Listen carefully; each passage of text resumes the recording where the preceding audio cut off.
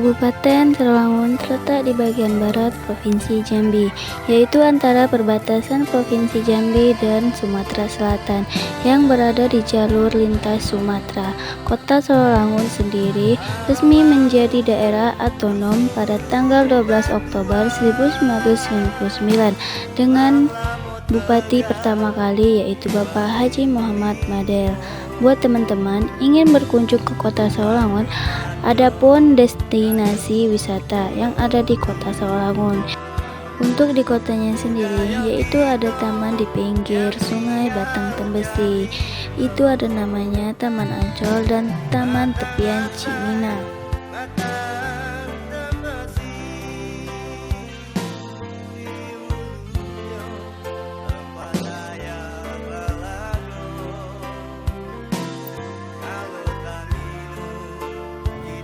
Kemudian ini adalah jembatan Betrik, yaitu jembatan peninggalan Belanda. Singkat cerita, pada zaman dahulu pusat pemerintahan Kota Sarolangun itu berada di ujung Tanjung Saribulan, yang mana kepala dusunnya dipimpin oleh seorang Rio dengan gelar Datuk Begindo Tuo.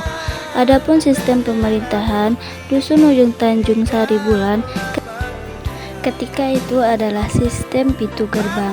Jadi para tamu dari luar daerah itu tidak boleh langsung datang ke ujung Tanjung Saribulan, tetapi harus menghadap dan melapor pada Datuk Rio Depati Singo di Logo yang saat itu merupakan kepala pemerintah di Desa Lidung yang letaknya kira-kira 5 km ke hilir Sungai Tembesi. Suatu ketika ada dua orang tamu dari daerah Musirawas yang berasal dari dusun Suro. Kedua orang ini ingin bertemu dengan Rio Datuk Begindo Tuo di ujung tanjung tersebut dalam rangka silaturahmi dan belajar ilmu kesaktian. Karena sudah menjadi aturan kebiasaan, sebelum bertemu Datuk Rio haruslah melapor terlebih dahulu. Dikarenakan hari sudah hampir malam, mereka beristirahat di sebuah hutan yang bernama Hutan Senaning. Sore harinya itu, kedua orang ini bertemu dengan dua orang penduduk dusun Lidung yang mau pulang dari mencari rotan, dan penduduk menyapa kedua orang ini dengan menanyakan dari mana dan mau kemana. Setelah itu, penduduk yang mencari rotan melapor kepada Datuk Rio bahwa di hutan Senaning ada tamu bermalam di sana dan mau menghadap Datuk.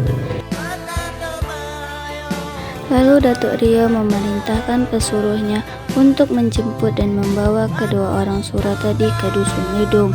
Namun kedua orang tersebut sudah berpindah dari tempatnya.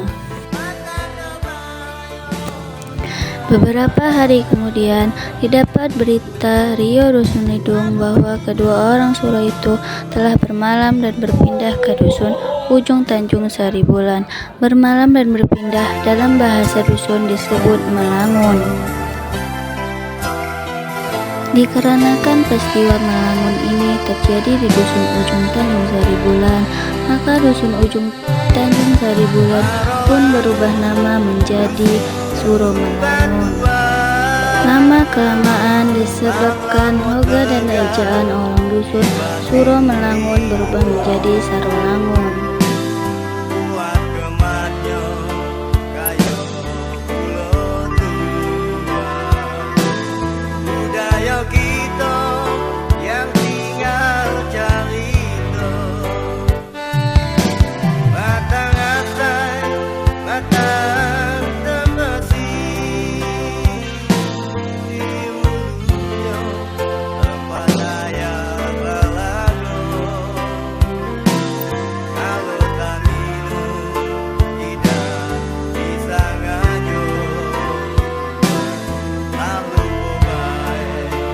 Baiklah, itu saja yang dapat saya ceritakan asal-usul Sarolangun.